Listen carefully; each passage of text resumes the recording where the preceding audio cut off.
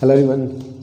तो आज हम लोग बच्चों मल्टीप्लिकेशन ऑफ वेक्टर्स जो इसके पहले क्लास में हम लोगों ने पढ़ा था, आज हम लोग उस पर क्वेश्चंस करने वाले हैं। बट अगर इसके पहले भी क्लास नहीं देखी है जहाँ पे हम लोग वेक्टर प्रोडक्ट और डॉट प्रोडक्ट को बहुत अच्छे से डिस्कस किए हैं, जा कर के पहले उस क्लास को देखो, दोनों मल्टीप्लिकेशन को समझो, फिर ही इस क्लास को देखना, तभी क्वेश्चंस करने के तरीके और कॉन्सेप्ट क्लियर होंगे।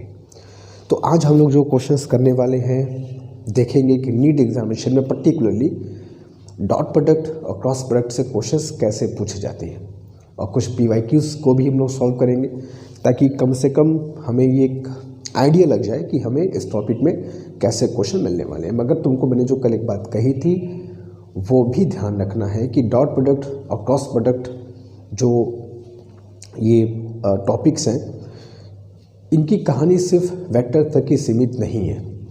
हम आगे बहुत सारे चैप्टर्स में इनके एप्लीकेशन को इनको यूज़ करने वाले हैं, तो इसलिए भी इनको समझना, इनको जानना बहुत ज़रूरी है।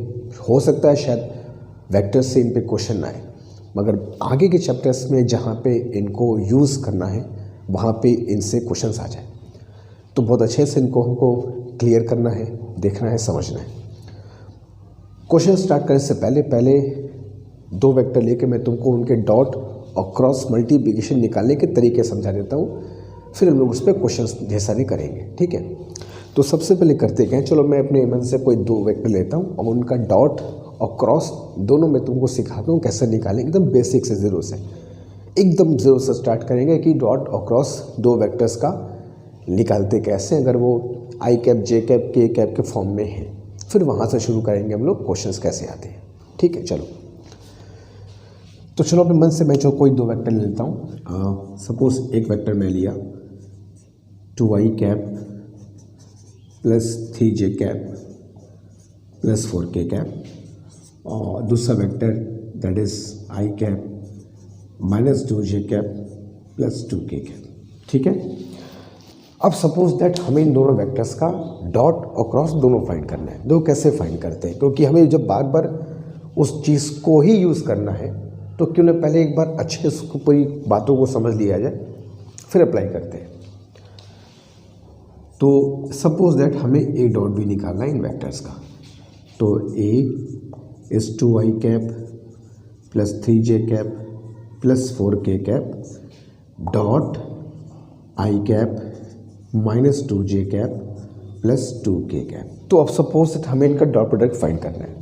तो हमने क्या तुम्हें बताया था लास्ट क्लास में कि सेम वेक्टर्स अगर होंगे आई डॉट आई, जे डॉट जे, के डॉट के, तो उनकी वैल्यू कितनी आती है, 1। डिफरेंट होंगे I dot J, J dot के डॉट आई, इन सब की वैल्यू क्या होती है, 0। तो करना इसमें तुमको क्या है, आई वाले का मल्टीप्लाई आई से करना होगा, जे वाले का मल्टीप्लाई जे से, के वाले का के से। पूरा प्रोसेस अगर देखोगे तो पहले कोफिशिएंट कर लिया जाए, 2 × 1, आई कोफिशिएंट 2, यहाँ 1, तो 2 × 1 2, and you can right I dot आई ऐसे सकते हो, प्लस जे कोफिशिएंट देखो यहाँ 3, यहाँ -2, तो कितना हो जाएगा मल्टीप्लिकेशन -6 जे डॉट जे प्लस 4 2 जा 8 एंड के डॉट के, ठीक है। 2 क्योंकि आई डॉट आई कितना होता है 1 -6 प्लस 8, तो ये कितना आ गया तुम्हारा 4। बस तुमको ये समझना है कि जब भी डॉट प्रोडक्ट निकालना होगा, आई वाले का आई से मल्टीप्लाई करना है, जे वाले का जे से मल्टीप्लाई करना है, के वाले के से मल्टीप्लाई करना है, ठीक है।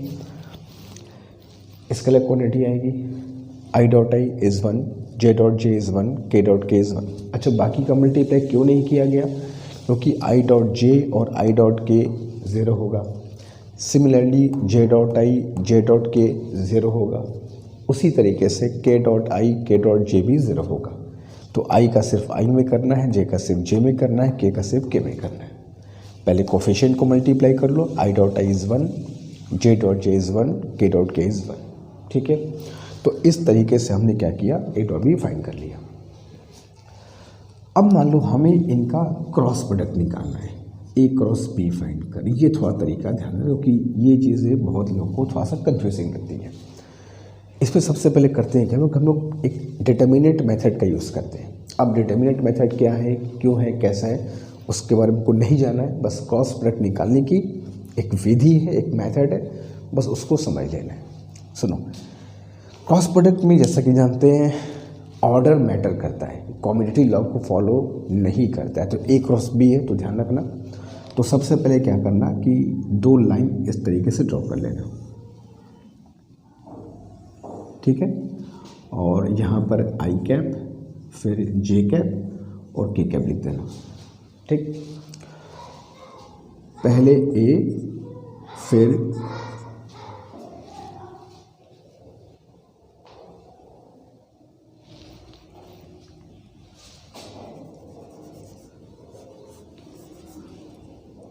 ए फिर बी लिखना, ठीक है। अब करना क्या है कि ए के जो कोफिशिएंट है, मतलब आई कैप जे कैप के जो कोफिशिएंट है वेक्टर ए में, उनको नीचे लिख देना है। तो ए वेक्टर में आई कोफिशिएंट कितना है 2, तो 2 लिख दिया। जे कोफिशिएंट कितना है 3 लिख दिया। के कोफिशिएंट कितना है 4, साइन के साथ देखना है। अब बी कोफिशिएंट कितना है, I cap is 1, J cap coefficient कितना है -2, के कैप कोफिशिएंट कितना है 2, ठीक। और समझ लो सिंपल सी काम करना है। पहले ए और बी को लिख दिया, आई कैप जे कैप लिख दिया। ए और बी के जो कोफिशिएंट्स हैं आई कैप जे कैप के कैप के, उनको ऑर्डर वाइज साइन के साथ लिख दिया, ठीक है। अब तक क्लियर है। अगर बी क्रॉस ए लिखना होता तो बी ऊपर होता, ए नीचे होता, क्या फ़र्क पड़ेगा, आंसर डिफरेंट आएगा। A cross B is equal to minus B cross A होता है, कल पढ़े थे हम लोग। तो ऑर्डर पे ध्यान रखना, अगर ए क्रॉस बी है तो ए ऊपर रहेगा, बी क्रॉस ए है तो बी ऊपर रहेगा।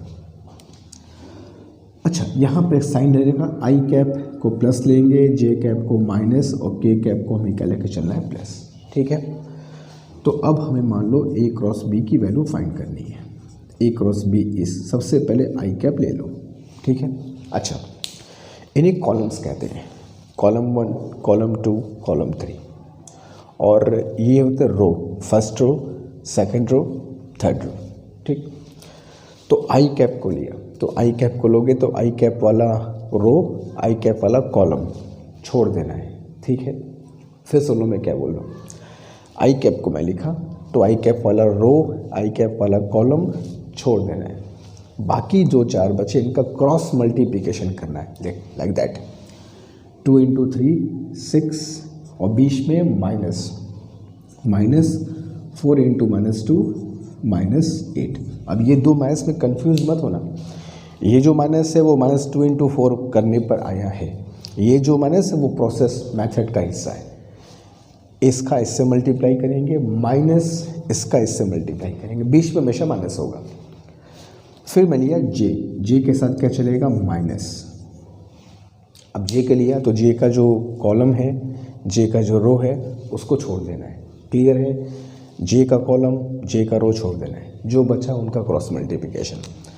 तो 2 × 2 = 4, -4 बन जा 4, देन प्लस के कैप। अब के कैप को लिया तो के कैप वाला कॉलम, के कैप वाला रो छोड़ देना है। 1 2 3 4 लोग बचे, इनका क्रॉस मल्टीप्लिकेशन। तो -2 × 2 -4, -3 × 1 इज़ 3, ठीक है। तो ये हो जाएगा तुम्हारा 14 आई कैप, ये तो 0 हो गया, और -7 के कैप। यही तुम्हारा ए क्रॉस बी की वैल्यू होगी, जो कि एक वेक्टर फॉर्म में आएगा। इस बात को ध्यान रखना है, ठीक है। बात से मैं फिर से बताता हूँ। ए क्रॉस बी जब भी निकालेंगे इस मेथड को हम यूज़ करेंगे। इसमें ऑर्डर मैटर करता है, तो याद रखना अगर ए क्रॉस बी निकालना है तो ए ऊपर और बी नीचे। ए का कोफिशिएंट आई कैप जे कैप का जो भी हमें दिया हुआ है, दैट इज़ 2 3 4 लिख दिया। B cap vector B coefficient 1 -2 2 लिख दिया, क्लियर है।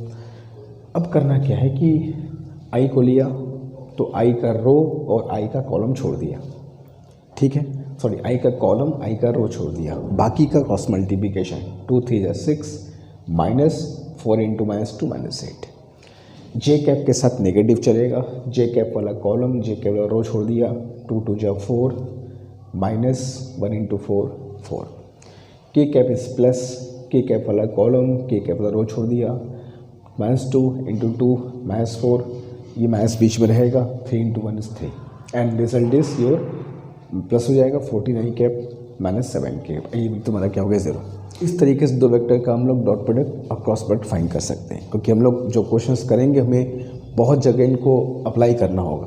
तो इसलिए मैंने जिन बच्चों को नहीं क्लियर है पहले बता दिया कि दो वेक्टर का डॉट और क्रॉस कैसे निकालते हैं। ठीक है, अब क्वेश्चन शुरू करेंगे तो कोई दिक्कत नहीं होगी, बस उसको अप्लाई करना होगा।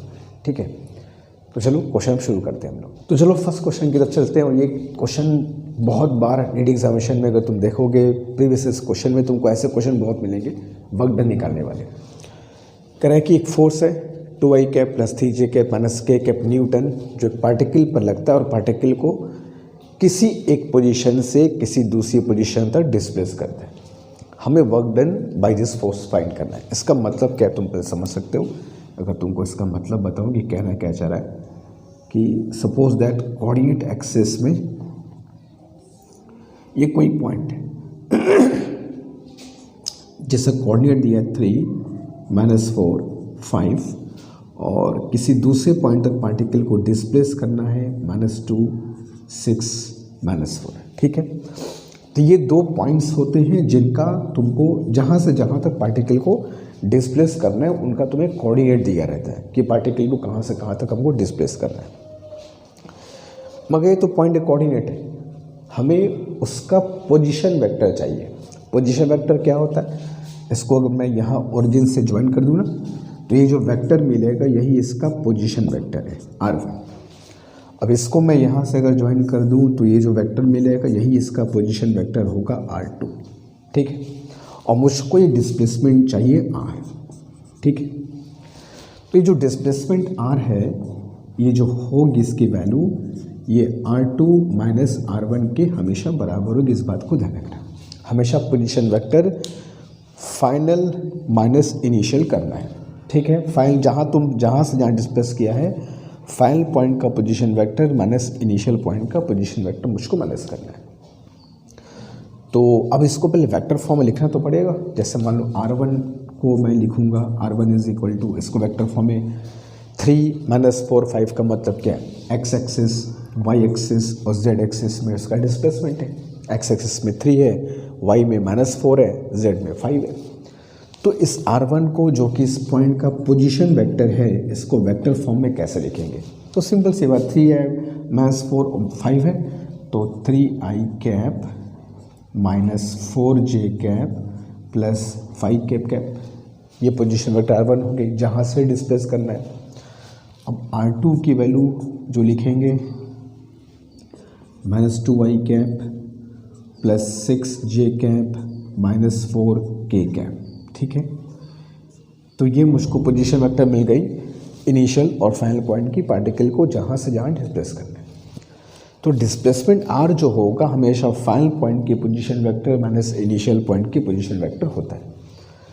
तो therefore r is equal to -2i cap plus 6j cap -4k cap minus r1 is 3i cap -4j cap plus 5k cap. ठीक है, और मैथ्स भी कैसे कैसे करते हो, आई वाली को आई के साथ, जे वाले को जे के साथ, के वाले को के साथ। -2i -3i -5i cap plus 6j cap maths plus हो जाएगा तो कितना हो जाएगा +10j कैप -4 -5 कितना हो जाएगा -9k कैप। ठीक है, यहाँ तक क्लियर है, सिंपल। तो ये तुम्हारा डिस्प्लेसमेंट आ गया। अब हमें निकालना है वर्क डन। तो जैसा कि हम जानते हैं work done is dot product of force and displacement. Force और डिस्प्लेसमेंट का डॉट प्रोडक्ट वर्क डन होता है। तो force is 2i cap plus 3j cap minus k cap dot r की वैल्यू क्या है -5i cap plus 10j cap -9k cap. ठीक है, अब इसका हमको डॉट प्रोडक्ट निकाला। डॉट प्रोडक्ट निकालने का भी तुमको तरीका हमने क्या बताया, आई वाले को आई से मल्टीप्लाई करो, जे वाले को जे से, के वाले को कैसे वैसे कोफिशिएंट तो मल्टीप्लाई करोगे तो 2 × -5 -10 3 × +10 30 -1 -9 +9। ठीक है, तो W इज इक्वल टू कितना आएगा तुम्हारा 29 joule is the work done by this force. ठीक है। तो इस तरीके से हमें करना क्या होगा, जो भी 2 पॉइंट्स तुमको दिए होंगे इनिशियल टू फाइनल, उनको यूज़ करके पहले डिस्प्लेसमेंट फाइंड करना होगा and work done is simple, force and displacement का डॉट प्रोडक्ट। ठीक है, तो जल्दी को चलते हैं क्वेश्चन नंबर 2 की तरफ। तो चलते हैं क्वेश्चन नंबर 2 की तरफ। क्वेश्चन नंबर 2 कह रहा है 2 वेक्टर के बीच हमको एंगल फाइंड करना है। डॉट प्रोडक्ट का सबसे अधिक एप्लीकेशन, सबसे ज़्यादा यूज़ कह सकते हो किसी चीज़ में होता है। 2 वेक्टर्स के बीच अगर कभी भी एंगल फाइंड करना होगा तो समझ रहा है कि डॉट प्रोडक्ट का हमको यूज़ करना है। कैसे करना है देखो अभी समझ में आ जाएगा। फॉर एग्जांपल हमें ये 2 वेक्टर चलो दिया हुआ है, वेक्टर ए वेक्टर बी, और इनके बीच का एंगल क्या होगा ये हमसे पूछा गया है। ठीक है, अब हम जानते हैं कि जो डॉट प्रोडक्ट का फॉर्मूला होता है that is mod of A mod of B and cos theta. Simple. तो कॉस थीटा अगर यहाँ से एंगल 2 वेक्टर्स के बीच का फाइंड करना हो तो A dot B divided by mod of A and mod of B. इस फॉर्मूले को अच्छे से याद कर लो। 2 वेक्टर्स के बीच कभी भी एंगल फाइंड करना होगा हम इस फॉर्मूले को यूज़ करने वाले हैं। ठीक है, अब पहले ए डॉट बी फाइंड किया जाए, फिर mod of mod A mod B तो निकाल सकते, कोई दिक्कत नहीं है। तो ए डॉट बी पहले फाइंड कर लिया जाए। तो ए डॉट बी में ए है I cap plus 2j cap minus K cap, dot B है minus I cap plus J cap minus 2k cap. अब इनका डॉट प्रोडक्ट निकाला जाए तो आई वाले का आई से करना है, जे वाले का जे से, के वाले कैसे, वो भी सिर्फ कॉफिशिएंट का साइन के साथ। तो 1 into -1 is -1 plus 2 into +1 +2 -1 into -2 is +2। तो ये कितना आ गया तुम्हारा 3। ठीक, फाइन। अब मॉड ए फाइंड करना है तो मॉड ए फाइंड करने का तरीका हम लोग पढ़ चुके हैं। अगर वेक्टर आई कैप जे कैप के कैप के फॉर्म में है तो मॉड कैसे निकालते हैं, आई कैप के कोफिशिएंट जे कैप कोफिशिएंट के कैप के कोफिशिएंट को स्क्वायर करके ऐड करते हैं रूट में, दैट इज 1 का स्क्वायर प्लस 2 का स्क्वायर प्लस -1 का स्क्वायर, तो दैट इज √6।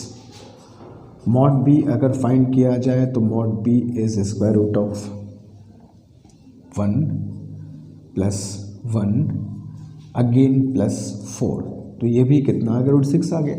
ठीक है, तो अप्लाई कर दिया जाए फॉर्मूले में, therefore cos theta is A dot B is 3 and mod A mod B, तो mod A mod B is √6 into √6, तो ये कितना आ गया 3/6 यानी कि 1/2, और कॉस में 1/2 कितने डिग्री पर होता है, 60 डिग्री पर ही तो होता है। ठीक है, तो दोनों वेक्टर्स के बीच एंगल पूछा था जो कितना है 60 degree is the angle. Clear है, बहुत आसान सा मेथड है। कहीं भी 2 वेक्टर्स के बीच एंगल अगर फाइंड करना हो इस फॉर्मूले को अच्छे से देख लो, याद कर लो, समझ लो, यहीं से हमें क्वेश्चन करना होगा। ठीक है, तो 2 क्वेश्चन हो गए, चलते क्वेश्चन नंबर 3 की तरफ। तो अब चलते क्वेश्चन नंबर 3 की तरफ, देखते हैं क्वेश्चन नंबर 3 क्या कह रहा है। क्वेश्चन नंबर 3 में हमें 2 वेक्टर दिए हैं ए और बी, और कह रहा है कि एक ऐसा यूनिट वेक्टर फाइंड करो जो दोनों ए और बी की परपेंडिकुलर हो। तो यहाँ पर पे एक बात हम जानते हैं कि जब 2 वेक्टर को हम लोग क्रॉस मल्टीप्लाई करते हैं तो जो नया वेक्टर सी मिलता है वो दोनों के परपेंडिकुलर होता है। ठीक है, लेकिन वो वेक्टर परपेंडिकुलर भी हो और साथ साथ यूनिट भी हो। तो हम क्या करें पहले कि 2 वेक्टर का क्रॉस मल्टीप्लाई करके एक नया वेक्टर सी फाइंड कर लेते हैं, और उस सी को अगर यूनिट वेक्टर बनाना हो तो कोई दिक्कत नहीं, बना सकते हैं। जैसे एग्जांपल के तौर पे फॉर एग्जांपल हमने 2 वेक्टर ए और बी ले लिया। ठीक है, अब इनका हम लोग क्रॉस मल्टीप्लाई करेंगे तो एक नया वेक्टर सी हमें मिल जाएगा। तो एक काम तो ये हो जाएगा कि वो वेक्टर सी जो होगा वो ए और बी के परपेंडिकुलर होगा। अब उसको अगर हमको यूनिट वेक्टर बनाना हो तो हम लोग जानते हैं इस बात को कि किसी वेक्टर को यूनिट वेक्टर बनाने के लिए उस वेक्टर में उसके मॉड से क्या करते हैं, डिवाइड करते हैं। तो हमें करना क्या होगा, पहले ए क्रॉस बी करना होगा, एक वेक्टर सी मिल जाएगा, उस सी वेक्टर में उसके मॉड से डिवाइड दे देंगे। तो जो वेक्टर सी कैप मिलेगा वो ए और बी के प्लेन के परपेंडिकुलर भी होगा और साथ साथ एक यूनिट वेक्टर भी होगा। तो प्रोपोज से समझ रहे हो कि दो वेक्टर हमको दिया था ए और बी और कह रहा था कि एक ऐसा वेक्टर फाइंड करो जो ए और बी के परपेंडिकुलर हो और साथ साथ एक यूनिट वेक्टर भी हो। ठीक है, तो ए क्रॉस सी पहले फाइंड करते हैं। तो ए क्रॉस बी फाइंड करने का तरीका जो हम लोगों ने पढ़ा था, डिटर्मिनेंट मेथड, आई कैप, जे कैप, के कैप लिखते हैं पहले। ठीक है, ए का कोफिशिएंट 3, 1 एंड 2, बी कोफिशिएंट 2, -2 और 4। फिर कहा था हमने आई के साथ प्लस, जे के साथ माइनस, के साथ प्लस।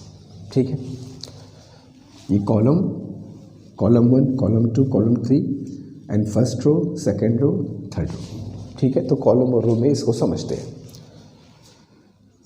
आई कैप लिया तो आई कैप वाला रो, आई कैप वाला कॉलम छोड़ देना है। बाकी जो 4 बचे इनका क्रॉस मल्टीप्लिकेशन। तो 4 × 1 4, -2 × -2 -4। जे के साथ नेगेटिव लेके चलना है तो -j, ये रो कैंसिल, कॉलम कैंसिल, 4 3 जा 12, -2 2 जा 4। के साथ प्लस चलेगा तो के का कॉलम, के का रो छोड़ दिया, -2 × 3 -6, -2 × 1 दैट इज 2। ठीक है, तो यही एक नया वेक्टर सी हमें मिल रहा है और ये वेक्टर सी इन दोनों ए और बी के क्या होगा, परपेंडिकुलर। तो सी को हम लोग सिंप्लीफाई कर लें पहले। ये कितना हो गया, 8 I cap -8 J cap and -8 K cap. ठीक है, तो ये एक वेक्टर सी मिल गया जो दोनों के प्लेन के परपेंडिकुलर है। ए के भी परपेंडिकुलर है, बी के भी परपेंडिकुलर है, लेकिन ये एक यूनिट वेक्टर नहीं है। हमें फाइंड करना था ए और बी के परपेंडिकुलर भी हो और साथ साथ एक यूनिट वेक्टर भी हो। तो ठीक है, एक काम तो हो गया कि चलो ए और बी के परपेंडिकुलर तो है। अब इसको हम यूनिट वेक्टर में कैसे चेंज करेंगे? तो उस वेक्टर में उसके मॉड से क्या करना है, जस्ट डिवाइड करना है। तो देयरफॉर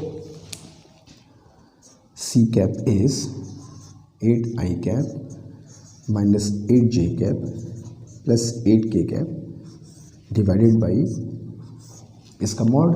तो मॉड कैसे लेते हो, √x² + y² + z²। तो 64 + 64 + 64, ऊपर में से 8 कॉमन ले लूँ मैं, तो आई कैप -j कैप प्लस के कैप, और यहाँ अंदर बच जाएगा 8 × 3, तो दिस कैंसल्ड आउट। तो आई कैप -j कैप प्लस के कैप डिवाइडेड बाई √3, यही तुम्हारा होगा आंसर।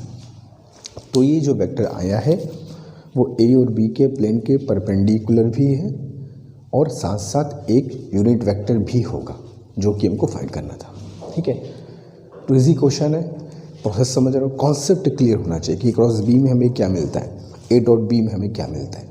ठीक है, ये सारे एग्जाम में कहीं ना कहीं पूछे गए क्वेश्चन है, तो हमको देखना है कि एग्जाम में क्वेश्चन कैसे आते हैं। तो जल्दी इसे कॉपी कर लो, चलते क्वेश्चन नंबर 4 की तरफ तुरंत, do it fast. Okay fine, तो चलते क्वेश्चन नंबर 4 की तरफ। 4th क्वेश्चन क्या है कि एक पैरेललोग्राम का हमें एरिया फाइंड करने को बोल रहा है। Find the area of a parallelogram whose adjacent sides are this. हमें एक पैरेललोग्राम के 2 एडजेसेंट साइड्स दी हैं वेक्टर के फॉर्म में और पूछा है उस पैरेललोग्राम का एरिया क्या होगा। बात को समझो, ये एक पैरेललोग्राम के 2 साइड्स मान लो हमें दे रखे हैं, that is I cap plus 2j cap plus 3k cap, और दूसरा side -3i cap -2j cap plus k cap. ठीक है, ये एक पैरेललोग्राम के 2 एडजेसेंट साइड्स हमको दिए हैं। तो इससे एरिया कैसे फाइंड करेंगे, साइड्स को वेक्टर के फॉर्म में कह रहे हैं, तो बात को समझो कैसे फाइंड करते हैं। मान लो कि हमने इन दोनों वेक्टर्स को लेकर के, इन दोनों वेक्टर्स को एडजेसेंट साइड्स मान करके एक पैरेललोग्राम बना दिया। अब इसका एरिया का जो फॉर्मूला होता है वो होता है mod of A cross B. ठीक है, इस चीज़ को बड़े आसानी से हम लोग प्रूफ भी कर सकते हैं। Area is equal to mod of A cross B. किसी भी पैरेललोग्राम के अगर तुमको दो साइड्स पता हो, दो एडजेसेंट साइड्स पता हो, इस बात को याद रख लो, उसका एरिया जो होगा उन दोनों साइड्स को जो वेक्टर फॉर्म में दिया हुआ है उनके क्रॉस मल्टीप्लाई के मैग्नीट्यूड के बराबर होगा। That is mod A cross B. तो ए क्रॉस बी फाइंड करना है, उसका मॉड लेना है, that will be your answer. ठीक है, चलो करते हैं। First of all A cross B पहले फाइंड करते हैं। तो ए क्रॉस बी के लिए वही मेथड, जितनी बार देखो करोगे उतनी बार थोड़ा सा कॉन्सेप्ट क्लियर होगा और प्रैक्टिस बनेगी। ठीक है, आई कैप, जे कैप, के कैप एंड ऑर्डर मैटर करता है। हालांकि जब ए क्रॉस बी और बी क्रॉस ए लोगे तो मॉड यहाँ पर सेम ही आएगा, क्योंकि मॉड लेना है तो अगर तुम बी क्रॉस ए भी ले लोगे तो बात वही आएगी, लेकिन दोनों है डिफरेंट थिंग, इस बात को ध्यान रखें। तो कॉफिशिएंट लेते हैं पहले 1, 2 एंड 3 ए का, और बी कॉफिशिएंट -3, -2 एंड 1। ठीक, तो ए क्रॉस बी हम लोग जब फाइंड करेंगे तो सबसे पहले आई कैप लिया,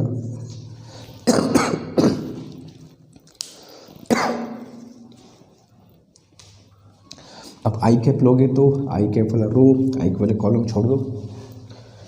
1 इंटू 2 2 -3 इंटू -2 -6। ठीक है, आई वाला कॉलम, आई वाला रो छोड़ दिया। 1 इंटू 2 2 -3 इंटू -2 -6। जे को लिया तो -j, जे वाला रो ये कॉलम छोड़ दिया। 1 इंटू 1 1 -3 इंटू -3 -9। ठीक, फिर के लिया तो प्लस के वाला रो, के वाला कॉलम छोड़ दिया। -2 इंटू 1 -2 -2 इंटू -3 इज -6। ठीक है, नाउ तो ये कितना हो जाएगा 8 आई कैप एंड कितना हो जाएगा +10 एंड -10 जे कैप, और वो कितना हो जाएगा +6 -2 +4 के कैप। ठीक है, याद रखना ये ए क्रॉस बी की वैल्यू आई है। ठीक है, ये ए क्रॉस बी की वैल्यू है, लेकिन जो उसका मॉड होगा वो पैरेललोग्राम का एरिया होगा। तो therefore area of parallelogram is mod A cross B, और मॉड निकालने का तरीका बताइए, √(x² + y² + z²। तो कितना हो जाएगा 100 plus this is going to be 180। अब चूँकि एरिया है तो विल राइट स्क्वायर यूनिट। ठीक है, तो कभी पैरेललोग्राम का अगर हमको एरिया फाइंड करना हो तो इस बात को ध्यान रखना। ठीक है, जो उसके एडजेसेंट साइड्स होंगे वेक्टर फॉर्म में होंगे उनका मॉड ले लो, ए क्रॉस बी करे मॉड ले लो, वही उसका एरिया होगा। ठीक है, बहुत एग्जाम में पैरेललोग्राम का एरिया पूछा जाता है, तो वहाँ पे इस बात को ध्यान रखना। ठीक है, तो ये क्वेश्चन 4th हो गया। जल्दी कॉपी करो, क्वेश्चन 3rd की तरफ तुरंत चलते हैं। ओके, चलते हैं क्वेश्चन 5th की तरफ। और बिलीव करो क्रॉस प्रोडक्ट में नीट एग्ज़ाम में सबसे ज़्यादा पूछे जाने क्वेश्चन ये है। क्रॉस प्रोडक्ट के सबसे ज़्यादा क्वेश्चन इसी टॉक से पूछे जाते हैं। तुम PYQs अगर चेक करोगे तो बहुत क्वेश्चन मिलेंगे जहाँ पर पे हमें टॉर्क पूछा गया है। उसका 2 वजह है। एक तो पहली बात कि इसमें वेक्टर मल्टीप्लिकेशन शामिल है। दूसरी बात, हम लोग एक चैप्टर आगे पढ़ेंगे रोटेशनल मैकेनिक्स, जहाँ पर टॉर्क की विधिवत बढ़िया से बात करेंगे, तो वहाँ पर भी टॉर्क का जिक्र है। तो एक ही क्वेश्चन में दोनों बातों का ये कह सकते हो कि क्वेश्चन बन जाता है। तो ऐसे क्वेश्चन ही एग्जाम में इंपॉर्टेंट है, जहाँ पर पे एक क्वेश्चन में 2-3 चीज़ें, 2-3 टॉपिक, 2-3 चैप्टर से कुछ बातें हम ले सकते हैं। तो ऐसे क्वेश्चन अपने आप इंपॉर्टेंट हो जाते हैं। अब जैसे कुछ कुछ बच्चे क्वेश्चन कहते हैं सर इम्पोर्टेंट क्या है, इम्पोर्टेंट बताइए। तो हमेशा इस बात को ध्यान रखना, अगर किसी टॉपिक में क्वेश्चन में 2-3 टॉपिक 2-3 चैप्टर्स की चीज़ें शामिल हैं तो वो अपने आप टॉपिक इम्पॉर्टेंट है, क्योंकि वो एक क्वेश्चन से कई टॉपिक तुमसे पूछे जा सकते हैं। क्योंकि एक ही कोई भी एग्जाम में क्वेश्चन अगर बनाता है तो हमेशा उसका यही एक माइंडसेट रहता है कि हम एक क्वेश्चन में कितनी मैक्सिमम चीज़ें स्टूडेंट से पूछ सकें। तो अगर किसी क्वेश्चन में ये चीज़ देखने को मिलती है, थोड़ा सा इस चैप्टर की कहानी है, थोड़ा सा उस चैप्टर की कहानी है, थोड़ा सा इस टॉपिक की बातें ले ली गई है, तो वो टॉपिक वो question is alone very important. इस बात को ध्यान रखना। तो अगर तुम PYQs अगर चेक करोगे तो ये टॉर्क निकालने वाले क्वेश्चंस नीट एग्जामिनेशन में बहुत बार पूछे गए हैं। बहुत सिंपल है, करना क्या है, लेकिन पहले बात को समझो, सिर्फ रटना नहीं है कि बस ऐसे क्वेश्चन किया था ऐसे करना है। बात को समझो क्या है, क्या फाइंड करना है। एक फोर्स हमको दिया है, is acting on a body at the point -2, 3, 4। Body पर हमने एक फोर्स लगाया है, वो फोर्स बॉडी पर हमने किस पॉइंट पर लगाया है वो पॉइंट हमको दिया हुआ है। कुछ ऐसे, अगर तुम मैं फिगर में समझाऊँ तो मान लो कि ये कोई बॉडी है और ये कोई ओरिजिन पॉइंट है, और इस पॉइंट पर, इस बॉडी पर हमने एक फोर्स ये लगाया, मान लो कुछ ऐसा, ठीक है। और जिस पॉइंट पर फोर्स लगाया ये उसका पोजीशन हमको दे रखा है, कहाँ पर हमने इस फोर्स को अप्लाई किया है, ठीक है। तो ये जो -2, 3, 4 तुम देख रहे हो, ये इस पॉइंट का पोजीशन है जहाँ पर हमने फोर्स को अप्लाई किया है, कुछ ऐसे, ठीक। और ये मान लिया मैंने ओरिजिन है। तो एक बॉडी है, उस पर एक फोर्स लगाया, किसी पॉइंट पर फोर्स लगाया, किस पॉइंट पे लगाया, उस पॉइंट का कोऑर्डिनेट हमको दिया हुआ है। अब इस फोर्स का मुझे टॉर्क निकालना है अबाउट द ओरिजिन। तो करते क्या है, सबसे पहले जिस पॉइंट पर फोर्स लगाया है उसका पोजीशन वेक्टर हमको पता करना होता है। पूरा टॉर्क के बारे में पूरा विधिवत बताऊंगा जब हम लोग रोटेशन मोशन पढ़ेंगे। तो अभी बात को समझो कि जो दिया है वो है क्या। तो जिस पॉइंट पर हमने फोर्स लगाया उसका पोजीशन वेक्टर मुझको चाहिए r, ठीक है। निकाल सकते हैं बड़े आराम से। r की वैल्यू क्या होगी, r की value will be -2i cap plus 3j cap plus 4k cap. Vector form में इसको लिख लिया। और जो फोर्स लगाया वो फोर्स हमें दिया ही हुआ है, that is i cap plus 2j cap plus 3k cap, ठीक। तो अब मुझे इस फोर्स का टॉर्क फाइंड करना है, या मोमेंट ऑफ फोर्स भी इसको कहते हैं। तो टॉर्क का फॉर्मूला जो वेक्टर फॉर्म में होता है वो होता है r क्रॉस f। इन दोनों का क्रॉस मल्टीप्लिकेशन हमको लेना है। तो क्रॉस मल्टीप्लिकेशन के लिए वही तरीका अप्लाई किया जाए, that is i cap, j cap, k cap लिख लिया। r के कोफिशिएंट -2, 3, 4, f का कोफिशिएंट 1, 2 एंड 3। तो torque is equal to i cap को लिया, ये वाला रो ये वाला कॉलम छोड़ दिया, 3 3 जा 9, -4 2 जा 8, j के साथ माइनस चलेगा, -j कैप, ठीक है, प्लस माइनस प्लस, याद रखना। ये कॉलम ये रो छोड़ दिया, 3 × -2 -6, -4 × 1 4, क्लियर। प्लस k कैप, के वाला रो के वाला कॉलम छोड़ दिया, 2 × -2 -4 -3 × 1 इज 3, ठीक है। तो what you got is tau is equal to i cap, ये कितना हो गया बालक, प्लस 10j कैप, और ये कितना हो गया -7k कैप न्यूटन मीटर। ये टॉर्क की कपल की यूनिट होती है। तो क्लियर है, बहुत एग्जाम में आता है ये टॉर्क फाइंड करना, बहुत एग्जाम पूछा जाता है नीट एग्जामिनेशन। तुम PYQ चेक करो तो बहुत जगह तुमको ये क्वेश्चन मिलेंगे। तो फोर्स दिया रहेगा, जिस पॉइंट पे फोर्स लगाया उसका पोजीशन वेक्टर दिया रहेगा, और तुमको सबका क्रॉस प्रोडक्ट निकालना होगा, वही टॉर्क के बराबर होगा। लेकिन सिर्फ इसमें ऐसे ही क्वेश्चन नहीं आते, इसमें और भी बहुत क्वेश्चंस बनते हैं। यही इसी टॉर्क को फाइंड करने के कुछ और तरीके क्वेश्चंस भी बनते हैं, मगर वो हम लोग करेंगे जब रोटेशन मोशन पढ़ेंगे तो। अब वहाँ पर भी जब पढ़ेंगे तो क्रॉस मल्टीप्लिकेशन बहुत बार रहेगा, तो वहाँ पर ये सब बातें हम लोग को अच्छे से ध्यान होना चाहिए। तो हम लोग ये जो क्रॉस मल्टीप्लिकेशन पढ़ रहे हैं, इस बात को ध्यान रखना है कि आगे के चैप्टर्स में अगर इनको यूज़ करना हो तो कोई दिक्कत नहीं होनी चाहिए।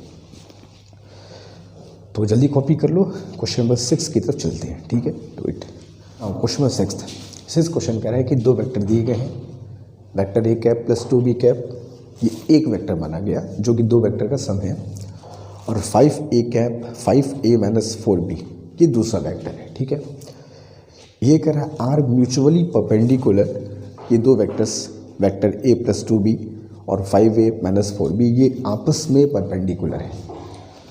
तो वेक्टर a और b के बीच हमको एंगल फाइंड करने को बोल रहे हैं। तुरंत ही हमको जब भी ये दिखाई पड़े, पता चले कि दो वेक्टर आपस में परपेंडिकुलर हैं, तुरंत दिमाग में एक बात आनी चाहिए कि भाई इनका जो डॉट प्रोडक्ट होगा, चलो मैं इस वेक्टर को p और q बोल देता हूँ, vector p is a plus 2b and vector q is 5a minus 4b। ठीक है, ये दो वेक्टर अगर परपेंडिकुलर हैं तो तुरंत दिमाग में ख्याल आना चाहिए कि इनका जो डॉट प्रोडक्ट होगा वो ज़ीरो होने वाला है। अब डॉट प्रोडक्ट ज़ीरो होने से क्या मिलेगा, तो जब इनका हम डॉट प्रोडक्ट ज़ीरो करेंगे तो अपने आप हमको a और b के बीच में एंगल मिल जाएगा, कंफर्म है। ऐसे कुछ जब भी है तो कुछ करना नहीं है, बस परपेंडिकुलर है, उनका डॉट इज इक्वल टू 0 दिखा दो। ठीक है, ये डॉट प्रोडक्ट की बहुत ही यूज्ड प्रॉपर्टीज़ में से एक है ना, जिसका यूज़ बहुत ज़्यादा होता है। अगर परपेंडिकुलर है तो डॉट प्रोडक्ट विल बी 0। ठीक है, करते ज़रूर, देखते हैं क्या मिलता है, नहीं मिलेगा तो कुछ और करेंगे, फिर क्या करना है। अरे करके देखे तो रिजल्ट क्या आता है, आए तो ठीक है, तो फिर कुछ और किया जाएगा फिर। तो vector p is vector a plus 2b dot 5a minus 4b is equal to 0। ठीक, अब यहाँ पर भी एक बात ध्यान रखना, हम लोगों ने एक फॉर्मूला पढ़ा था कि जब किसी वेक्टर का उसी के साथ मल्टीप्लाई करते हैं तो क्या आता है, एक्स स्क्वायर। इसको हम लोग किस नाम से पुकारते हैं, generally this is called self product. ठीक है, चलो अब मल्टीप्लाई जैसे करते हो वैसे ही करना है, इस वेक्टर का इन दोनों में, इस वेक्टर का इन दोनों में, दैट्स इट। तो दिस इंटू दिस करोगे तो 5 कोफिशिएंट लिख लिया पहले, a डॉट a प्लस इसका इसमें किया तो minus 4 a dot b plus 5 2 जा 10 b dot a plus minus 4 2 जा 8 b dot b is equal to 0। ठीक, a डॉट a स्क्वायर होगा, माइनस 4 a डॉट b और a dot b dot a, जैसा कि हम जानते हैं कि इस पे ऑर्डर का कोई फ़र्क नहीं पड़ता, तो माइनस 4ab प्लस 10ab ही है, तो minus 4 plus 10 is 6a dot b minus 8b square is equal to 0। यहाँ पर मैंने लिखा नहीं है, मगर यहाँ पर एक चीज़ है कि a and b are unit vectors. a और b जो है वो ये दो यूनिट वेक्टर्स है, ये क्वेश्चन का एक हिस्सा है। तो a स्क्वायर की वैल्यू 1 होगी, अगर यूनिट वेक्टर तो मॉड तो 1 ही होगा, plus 6a dot b minus 8 is equal to 0। तो ये कितना हो जाएगा, 6a डॉट b माइनस 3 उधर गया तो प्लस 3, तो you will get a dot b is equal to 1/2। अब a डॉट b का formula mod of a mod of b and cos theta होता है, जैसा कि हम जानते हैं। और हमें ये दे रखा है कि A and B are unit vectors, तो इनकी मैग्नीट्यूड कितनी होगी, 1 होगी, तो 1 इंटू 1 सब 1 ही आएगा, तो cos theta is equal to 1/2, therefore theta is equal to π/3 या 60 डिग्री। क्लियर। तो ये दो वेक्टर्स ए और बी यूनिट वेक्टर्स थे, जिनको लेकर के हमने दो वेक्टर्स पी और क्यू बनाए जो आपस में परपेंडिकुलर थे। तो हमको फाइंड करना था कि ए और बी जो यूनिट वेक्टर्स हैं उनके बीच का एंगल क्या होगा। तो दिस इज योर आंसर। ठीक है, तो जल्दी कॉपी कर लो। क्वेश्चन नंबर 7 की तरफ हम लोग तुरंत चलते हैं। ठीक है, डू इट फर्स्ट। चलो एक क्वेश्चन 7 भी करते हैं, जहाँ पे ट्रायंगल के एरिया को हम लोग को फाइंड करना है। जैसे दो वेक्टर हमको दिए हुए हैं, ठीक है, अब इसको भी समझ लो क्या है। दो वेक्टर दिए हैं, जिनके जो दो वेक्टर्स हैं, ये कह रहा है कि ये किसी ट्रायंगल के दो साइड्स को रिप्रेजेंट करते हैं, आई cap plus J cap plus के कैप, और ये है तुम्हारा 3i कैप। ठीक है, अब ये दो वेक्टर क्या कह रहा है कि एक ट्रायंगल के दो साइड को रिप्रेजेंट करते हैं, तो उस ट्रायंगल का एरिया क्या होगा। तो इसका भी एक फॉर्मूला सुनो क्या होता है। ऐसे क्वेश्चंस में ट्रायंगल का जो एरिया होता है वो half of mod of A cross B के बराबर होता है। ठीक है, तो तुमको करना क्या है कि पहले ए क्रॉस बी निकालना है, उनका मॉड निकालना है, और उसको फिर हाफ से डिवाइड करना है। ठीक है, बात समझ रहे हो। और ये काम तुम लोग को करके दिखाना है। इसका आंसर ये तुम लोग आंसर हमें कमेंट सेक्शन में मेंशन करोगे। ए क्रॉस बी निकालने आता है। अच्छा एक बात हो, अब कुछ लोगों लगा कि यार इसमें जे कैप के कैप तो नहीं है, तो करना तुमको ये होगा, जब भी ए क्रॉस बी तुम इसका फाइंड करोगे तो आई कैप जे कैप के कैप जैसे लिखते हैं वो तुमको लिखना होगा। ठीक है, ए का कोफिशिएंट 1 1 1 है, 1 1 1 कर दिया। तो वेक्टर बी जो है यहाँ पे हो जाएगा 3, जे और के नहीं है तो यहाँ पे क्या लिखना होगा, 0। अब इसका क्रॉस मल्टीप्लाई करोगे, क्रॉस मल्टीप्लाई करने के बाद जो वैल्यू आएगी उसका मॉड लोगे, मॉड को हाफ पे तुमको डिवाइड करना होगा। तो ये होगा तुम्हारा ट्रायंगल का एरिया। ठीक है, और ये तुम्हारा काम है कि इसका आंसर निकाल के कमेंट बॉक्स में सारे बच्चे इसको मेंशन करेंगे, देखूंगा मैं किसने किसका आंसर कितना आया। ठीक है, तो जल्दी कर लो फिर आगे चलते हैं। तो चलो आज हम लोग यहाँ पे स्टॉप करेंगे इस क्लास को, और नेक्स्ट क्लास में हम लोग दो चीज़ कंप्लीट करने वाले। एक वेक्टर का दूसरे वेक्टर में कॉम्पोनेंट फाइंड करना, और दूसरा डायरेक्शन कोसाइन। ये करके हम लोग फिर वेक्टर्स के पी बाई क्यूज को सॉल्व करेंगे, फिर शुरू करेंगे हम लोग नेक्स्ट चैप्टर काइनेमेटिक्स। ठीक है, और 12th का सिलेबस भी बहुत जल्दी शुरू करने वाले हैं, और एक बहुत बेहतर तरीके से हम लोग पूरे कोर्स को कंप्लीट करेंगे। ठीक है, तो बाकी इसके आंसर मेंशन करो, मैं देखूंगा किसका आंसर क्या आ रहा है। मेहनत करते रहो, कोशिश करते रहो, एग्ज़ाम में अभी समय है, we have enough time to do very very fantastic and we have enough time to perform very well in the examination, particularly in physics section. ठीक है, तो चलते हैं, फिर मिलते हैं इस क्लास में। Thank you so much.